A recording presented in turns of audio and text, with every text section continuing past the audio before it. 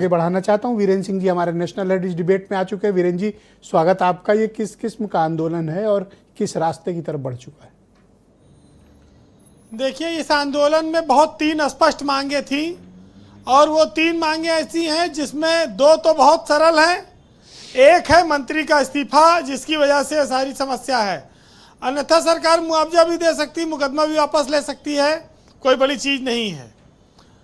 अब इस्तीफा नहीं हो रहा है और एक नाजायज़ बात, जो एक परीक्षा की गड़बड़ी को जायज़ ठहराने के लिए तमाम उपक्रम किए जा रहे हैं। ये बात प्रदर्शित हुई कि सरकार रात भर जाग रही है, उनके यहाँ भी मंथन चल रहा है और शीर्ष स्तर पर प्रधानमंत्री भी इस बात को लेकर बातचीत कर रहे हैं। ये अच्छी बात आई है सामने, लेकिन इस पर निर्णायक बात अभी तक नहीं आई जिससे कि आंदोलन खत्म हो और लोग अपने घरों को लौटें। और आगे कब तक लौटेंगे, 24 घंटे का जो अल्टीमेटम है उसके बाद क्या स्वरूप होगा, अभी ये वेट करने वाली स्थिति है, इंतज़ार करना पड़ेगा। लेकिन इतना ज़रूर है कि जो इन्होंने 47 कर्मचारी एनटीए के अभी बर्खास्त किए हैं, अगर एनटीए यानी कि जो नेशनल टेस्ट एजेंसी है, अगर इसी को भंग कर दिया जाए तो शायद ज़्यादा बेहतर होता। और 2017 में एजेंसी बनाई गई। एक ज़माना था जब राज्यों में सीपीएमटी की जो परीक्षा होती थी, जिसे अब नीट कहते हैं, वो राज्य सरकारें कराती थी। अगर वही व्यवस्था फिर से लागू कर दिया जाए तो हो सकता है कि ये मुद्दा काफ़ी हद तक हल हो जाए।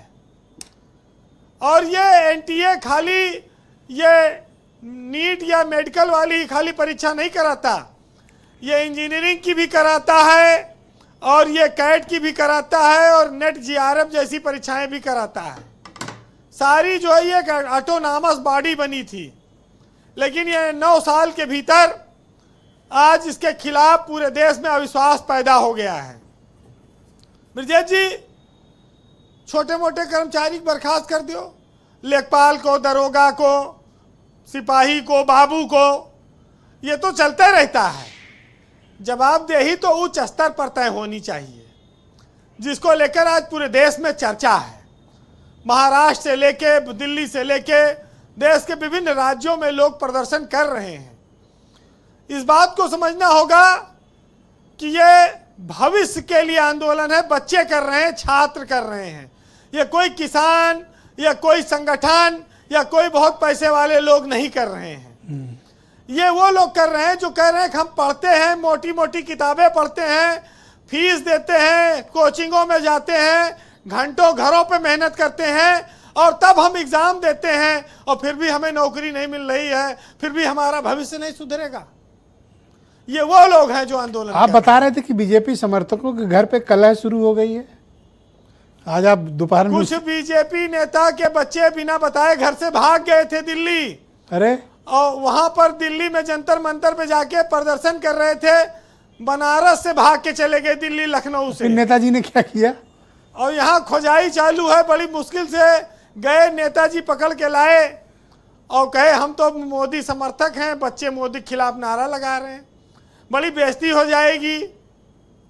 तो ऐसे भी लोग झेल रहे हैं। यहाँ ऐसी घटनाएं हुई हैं, लखनऊ में हुई हैं। ये सही बात है। बिल्कुल। तो ये जो अच्छा, तभी दुबे जी आज काफी अपसेट इसको ये भी देखिए कि घरों में बच्चे अपने माँ बाप से और सरकार के इन निर्णयों से सहमत नहीं हैं। बच्चे बहुत बड़ी संख्या में आपस में जुड़े हुए हैं और वो एक दूसरे की भावनाओं के साथ खड़े हैं, वो सपोर्ट कर रहे हैं।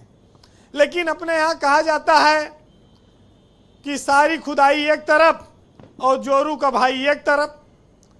ये जो देहाती कहावत है, ये सरकारों पर भी लागू होती है कि प्रधान एक तरफ है, बाकी सब एक तरफ है। और प्रधान की वजह से पूरे देश में क्या स्थिति पैदा हुई है, शायद इसका आकलन बीजेपी नहीं कर रही है। प्रधान की वजह से हमारे प्रधानमंत्री जी की प्रतिष्ठा दांव पे लग गई भाई।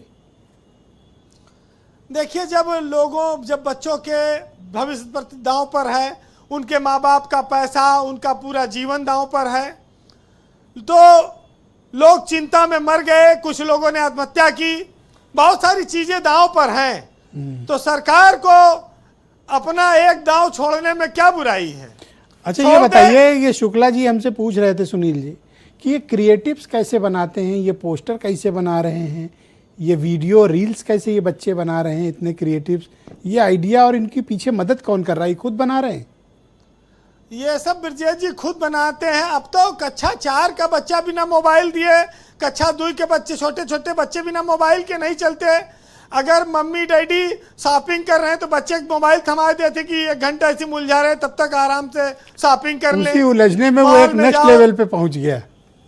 अब बहुत तेज हैं ये बच्चे, वो तो तभी हाई स्कूल इंटर पास हैं जो गए हैं, वो तो सारा कुछ मोबाइल से कर लेते हैं, सारी एडिटिंग, सारे रील, सब कुछ वो मोबाइल से बना लेते हैं। तो क्या अल्फा वाले इनसे ज्यादा खतरनाक हैं, जो और नई नस्ल है, नई पीढ़ी है?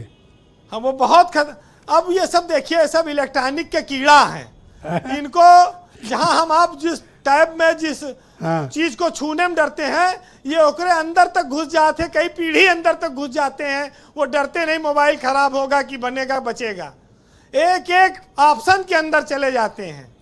वो समझ लीजिए बच्चे ही हमारे बाप हैं आज की तारीख में। मैं इतना जान लो, टेक्नोलॉजी के मामले में वो हम सबके बाप हैं। और उनको सुन लिया सुनील जी, तसल्ली हो गई? बहुत सवाल पूछ रहे थे ये। हाँ वीरेन जी कंटिन्यू। देखिए सोनम वांगचुक जो है उनका तो अनशन खत्म हो गया, लेकिन ये लड़के माने नहीं, ये कह रहे उनसे हमारा क्या मतलब, हम अपना आंदोलन करेंगे। वो अपना अनशन खत्म किए, तो वहां एक जगह तो सरकार सफलता पाई, लेकिन बाकी जगह मामला लटका हुआ है। अब ये कैसे ठीक होगा ये नहीं पता है। जी कंक्लूड करें प्लीज जी।